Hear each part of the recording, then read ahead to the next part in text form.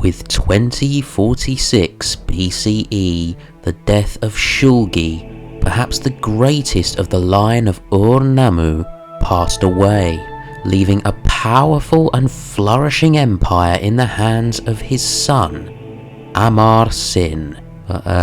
Wait, Shu-Sin, put that down! Good morning, good afternoon, good evening to you lovely lads and ladies around the world, and welcome back to the Neo-Sumerian Empire, which under the rule and strict governance of Shulgi has come into an impressive golden age, with aspects such as trade, bureaucracy, administration, mathematics, and all that boring stuff to do with governance flourishing like never before. It was perhaps true that Mesopotamia had not seen a level of progress such as this since the glory days of Sargon the Great of the Akkadian Empire. Yes indeed, Mesopotamia was truly healthy and thriving during the 21st century BCE. So who's up next? Now we have one of Shulgi's two sons, Amar-Sin, who came to the throne in the year 2046 BCE, the same year that his great and impressive father, conqueror of Susa of Elam, and expander of the empire as far north as what would one day be the capital of the Assyrian Empire, Ashur, passed away.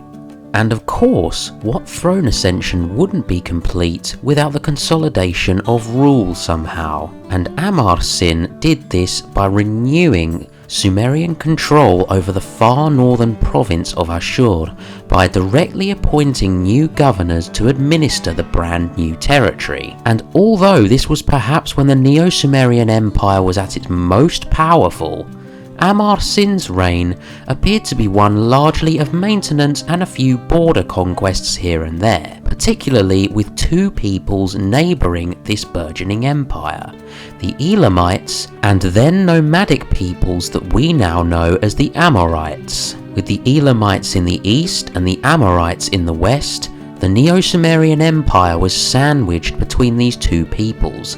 However, at this time the Elamites appeared to be still firmly under the heel of the Neo-Sumerian Empire, and so did not pose too much of a threat. With this border secured, it allowed Amar-Sin to instead concentrate on the western border, with the pesky Amorites, who had of late, towards the end of Shulgi's reign, been poking around the western border of the Neo-Sumerian Empire, particularly around the Tigris and Euphrates rivers. These peoples, although nomadic, appear to have posed a significant enough threat for Amar-Sin to confront the problem directly by building a long border wall along the western borders of the empire in an attempt to fortify this stretch of land and keep the Amorites at least at bay. But Amar-Sin's building projects do not finish with this fortified border wall. In fact, records show that Amar-Sin built a great temple dedicated to the Sumerian god Enki, the god of water, creation and craftsmanship. And in Sumerian mythology, Enki was seen as a defender and protector of all of mankind, with him often seen to be protecting mankind from the wrath of other gods such as Enlil. Therefore, in this way, Amar-Sin could be seen to be reinforcing his own personal image in the eyes of his people as that of a benevolent ruler who looked after the needs of his people, including to their defense and their spiritual well-being, through the construction of a fortified wall along perhaps one of the empire's most vulnerable borders, as well as a great temple dedicated to the Sumerian god of perhaps this empire's most valuable lifelines, the waters of the river Euphrates and Tigris. And it appears that for the large part, this tactic of portraying himself as a benevolent ruler appeared to work for Amar-Sin, for apart from a few minor border skirmishes, his reign was largely peaceful internally. And Amar-Sin's reign, in comparison with his father, although short, was incredibly stable. Although lacking in some of the great conquests of his father's level, Amar-Sin's reign was perhaps one of caretaking and maintenance of the empire that his predecessors Ur-Nammu and Shulgi had built. However, towards the end of his 9-year reign, Amar-Sin faced an incredible threat, not from without, but from within, from his own brother, Shu-Sin, who coveted the throne upon which Amar-Sin had sat for only 9 years.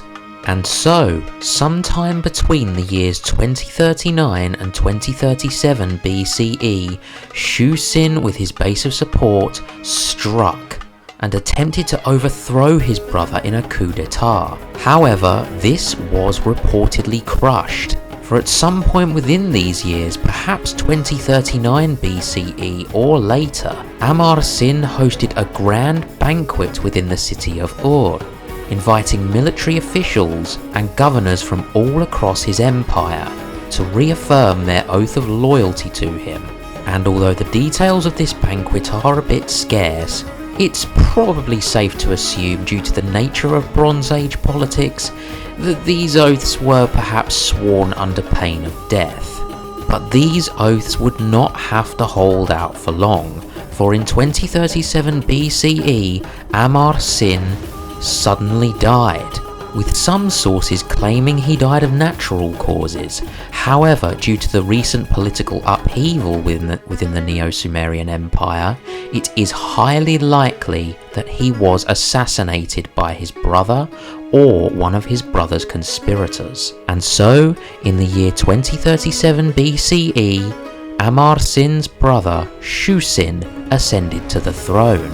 And it is perhaps within Shu-Sin's reign that we begin to see cracks in the facade of the Neo-Sumerian Empire, with border skirmishes becoming ever more common, in particular on the western border of the empire, where the Amorites had begun poking ever more into Neo-Sumerian territory, which forced Shu-Sin's hand, leading him to reinforce the border wall to hold back the tide of the Tidanum, as one inscription in cuneiform claims.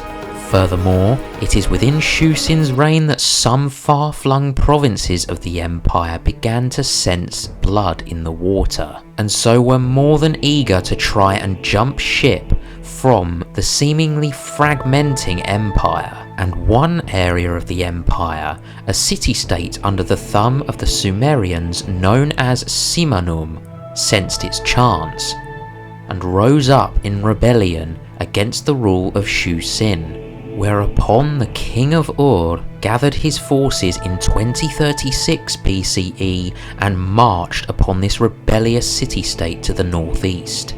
And after crushing the rebellion, Shu-Sin offered the leader of Simanum the hand of Kanshi-Matum, his own daughter, in marriage to the city-state's leader's son, and this was an offer that placated the rebels, however only temporarily, for not long after the wedding, the people of Simanum once again rose up in rebellion against Shu-Sin, even chasing the king's daughter from her residence in the region. And this time around, Shu-Sin showed no mercy to this city-state. Quote, "Shu-Sin, the flood which overwhelms the disobedient king and the rebel land, whose orders make the foreign country tremble, whose strength is outstanding, his daughter was given as a bride to Simanum, and the surrounding districts rebelled against the king. They chased his daughter away from her residence. In return, he smote the heads of Simanum, Habra, and the surrounding districts. He returned his daughter to her residence. He assigned to her service Simanum, Habra, and the surrounding districts. He settled the enemy people, his booty, Simanum, for the god Enlil and the goddess Ninlil, on the frontier of Nippur, and built for them a town. He set them apart for them. Enlil and Ninlil, the god of their town, was Shu-Sin." Close quote. This quotation, albeit dramatic and perhaps propaganda, no doubt demonstrates that although the empire had begun to show signs of weakness, The king Shu-Sin was certainly still more than capable of projecting massive amounts of power over a wide area, for Simanum, a far-flung northeastern city-state within the empire's borders, was firmly crushed under the heel of the Sumerians, and its people forcibly relocated, with even the king's daughter being instated with a great semblance of power over the now reduced city-state. And after this, like the reign of his brother Amar-Sin, Shu-Sin's reign was largely peaceful internally, with it coming to an end in the year 2028 BCE with the death of Shu-Sin. However, this peace, stability and maintenance by its heavy-handed kings would not last, and soon the forces of nature and mankind would combine forces and collide to bring about the end of the Neo-Sumerian Empire. So join us next time for the conclusion of this vibrant, powerful, and yet surprisingly short-lived empire in Mesopotamia.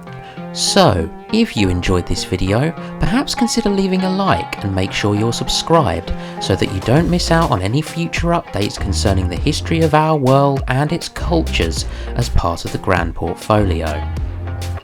For now though, I'm Lewis of the Grand Portfolio, and thank you for watching.